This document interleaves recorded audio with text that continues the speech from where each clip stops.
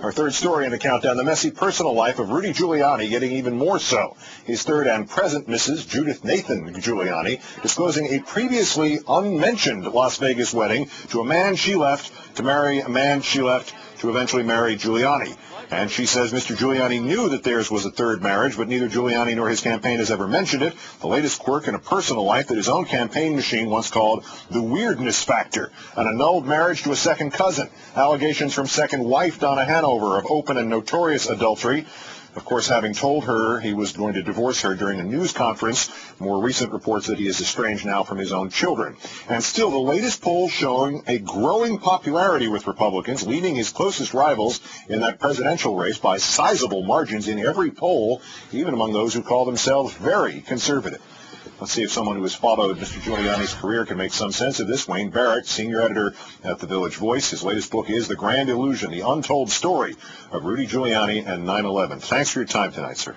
Glad to be here, Keith. Unfortunately for Mr. Giuliani, one more marriage in Vegas did not stay in Vegas. What's the deal here? Did he know and not want the rest of us to know?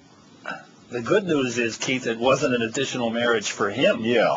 The fact is that Rudy's, you call it messy personal life, it's really such a strange personal life that it appalled New Yorkers. Now, I don't know how it's going to sell America, but it appalled New Yorkers.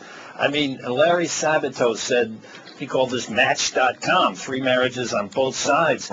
The fact is that Rudy's personal life, you mentioned Andrew, the son, I mean, he didn't go to his son's high school graduation. Many people experience divorce in America and manage to make it to their son's high school graduation. This is more than a messy personal life. It's a tragic personal life. Is this, I keep wondering about this, having lived in the city for much of the mayor's tenure here, and there's no getting around the idea that his last 3 months were extraordinarily human and helpful. But the rest of the time, he was an extraordinarily controversial figure.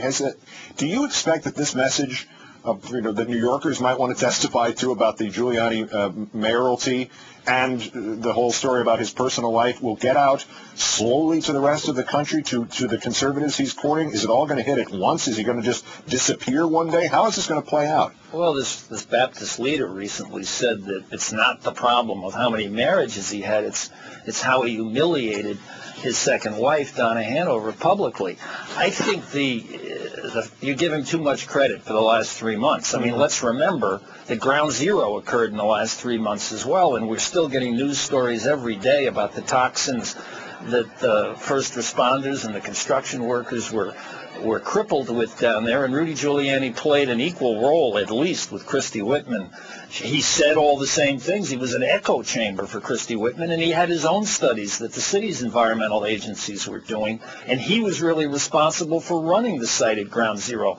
So I wouldn't give him the credit you do for the last 3 months. I think that, in fact, there are lawsuits working their way through the federal courts here in New York that could haunt the presidential campaign, because so much of that evidence in those cases points out the terrible role that the city played in terms of supervising the Ground Zero site. We gave him all the credit in the world when it was done ahead of schedule and under budget, and he seemed to be running Ground Zero at the time. But now, when these toxins and the full consequence of those toxins is revealed for all the world to see, then suddenly he's saying now, well, that's really a federal responsibility. So is it to his advantage that the giant February 5th super-duper primary day is going to occur when it does? Is all this stuff going to hit after that? Is he going to be the nominee and then this stuff hits him? Well, I think the real question is, when does his opponents or the media itself begin to examine this 9/11 record? The 9/11 experience, the mythology that is built around Rudy that's associated with 9/11 is such a transcendent event that all the rest of this stuff sounds very trivial. So I think what really has to happen is the media has to examine the truth about his performance on 9/11, the truth about his terrorism credentials, which I think we take apart in the course of this book.